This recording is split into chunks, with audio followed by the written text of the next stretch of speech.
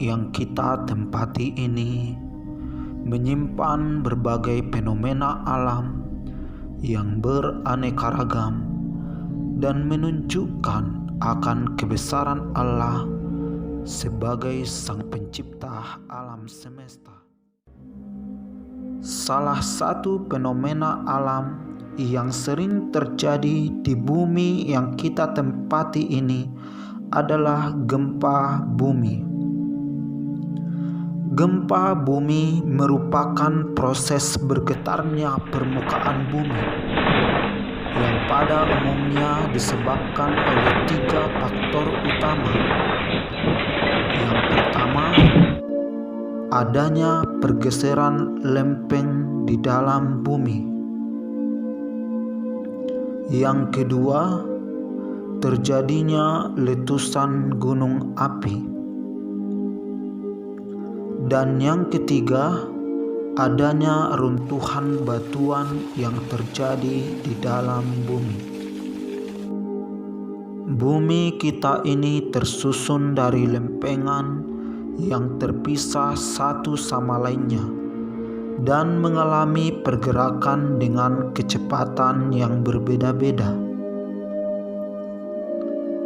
Lempeng atau kerak bumi terdiri dari 2 bagian, yaitu lempeng benua yang menempati daratan permukaan bumi dan lempeng samudra yang berada di dalam lautan.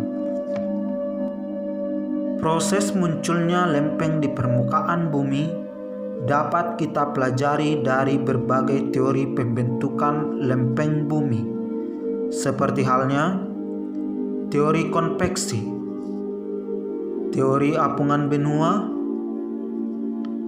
teori Laurasia Gondwana, dan teori lempeng lainnya.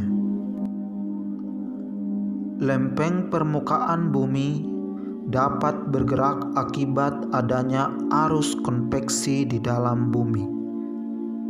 Secara umum, struktur bumi tersusun atas 3 bagian, yaitu inti bumi, mantel bumi, dan kerak bumi. Inti bumi dan kerak bumi bersifat padat dan keras, sedangkan mantel bumi bersifat cair atau liat laten dan memiliki suhu yang sangat tinggi. Mantel bumi ini sering juga dikenal sebagai magma yang berada di dalam bumi. Arus konveksi berlangsung di dalam lapisan mantel bumi. Hal ini terjadi akibat adanya perbedaan suhu dan massa jenis di lapisan mantel bumi. Mantel bumi bagian bawah memiliki suhu yang lebih tinggi. Akibatnya, massa jenisnya menjadi lebih ringan.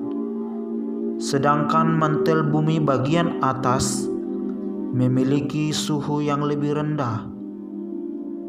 Maka, berat jenisnya menjadi lebih besar.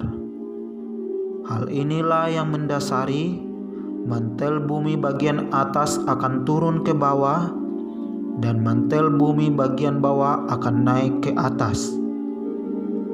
Fenomena inilah yang berlangsung setiap saat di dalam mantel bumi dan kita kenal sebagai arus konveksi. Arus konveksi yang bergerak ke atas selubung bumi dapat berlanjut menuju permukaan bumi melalui batas atau rekahan lempeng bumi. Sementara pada daerah yang tidak memiliki batas lempeng, fenomena ini tidak akan terjadi karena tidak adanya rekahan untuk keluaran magma menuju ke permukaan bumi.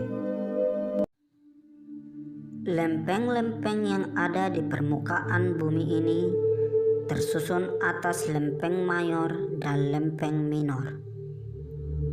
Lempeng mayor atau lempeng berukuran besar terdiri dari 7 bagian. 1. Lempeng Pasifik. 2. Lempeng Amerika Utara. 3. Lempeng Amerika Selatan. 4. Lempeng Afrika. 5. Lempeng Eurasia. 6.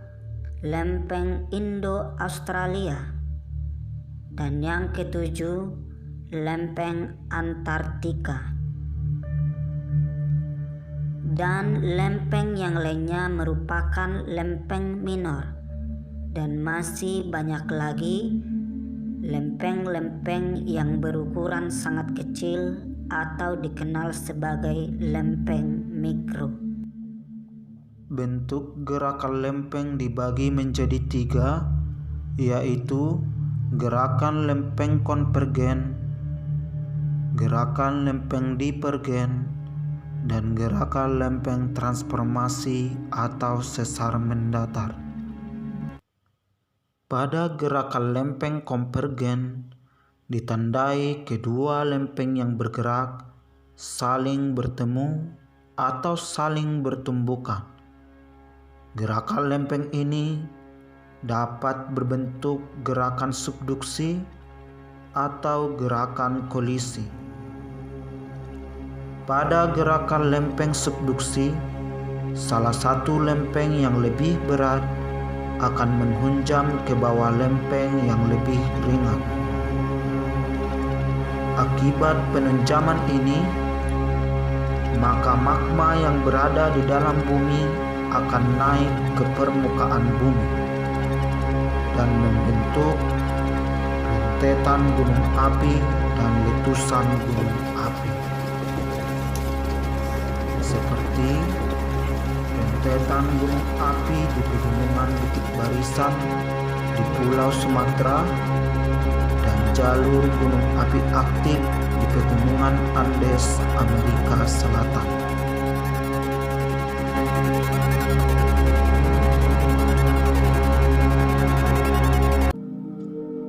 Pada tipe gerakan lempeng kolisi, kedua lempeng yang bertemu tidak ada yang menghunjam ke bawah, tetapi sama-sama bergerak ke atas sehingga tidak membentuk jalur gunung api aktif, melainkan menghasilkan jalur pegunungan yang menjulang tinggi, seperti jalur pegunungan Himalaya di India dan jalur pegunungan Sudirman di Papua.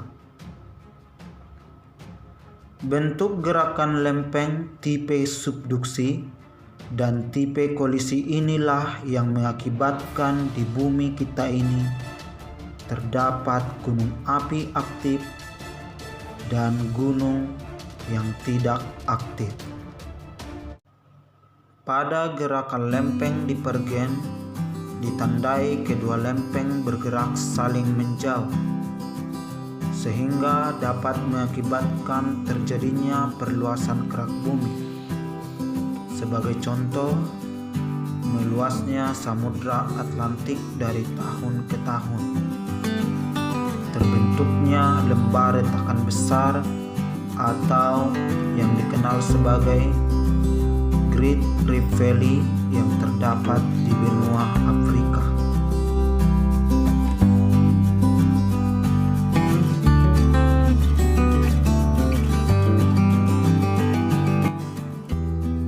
Zona gerakan lempeng yang ketiga adalah zona transformasi atau sesar mendatar yang ditandai kedua lempeng bergerak saling berpapasan, sebagaimana seperti orang yang berjumpa di tengah jalan. Gerakan lempeng ini dapat membentuk adanya kelurusan batuan atau geologi, seperti terbentuknya patahan San Andreas yang berada di Amerika Serikat. Pada bagian lempeng yang bergesekan akan menghasilkan sebuah getaran yang sangat dahsyat. Getaran inilah yang kita kenal sebagai gempa bumi. Gempa bumi menghasilkan dua gelombang utama, yaitu gelombang yang merambat di dalam bumi dan gelombang yang merambat di permukaan bumi.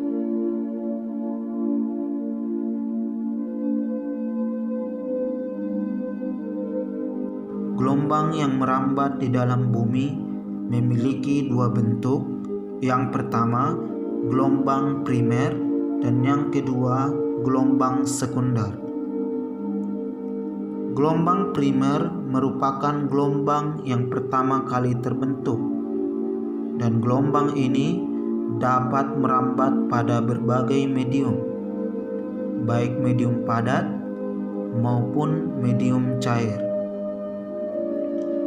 Setelah gelombang primer terbentuk, maka beberapa selang waktu kemudian akan disusul dengan pembentukan gelombang sekunder. Dan gelombang sekunder ini hanya dapat merambat pada medium padat. Gelombang yang merambat di permukaan bumi memiliki dua bentuk. Yang pertama, gelombang love, dan yang kedua, gelombang Rayleigh. Kedua gelombang inilah yang nantinya akan menghancurkan permukaan bumi.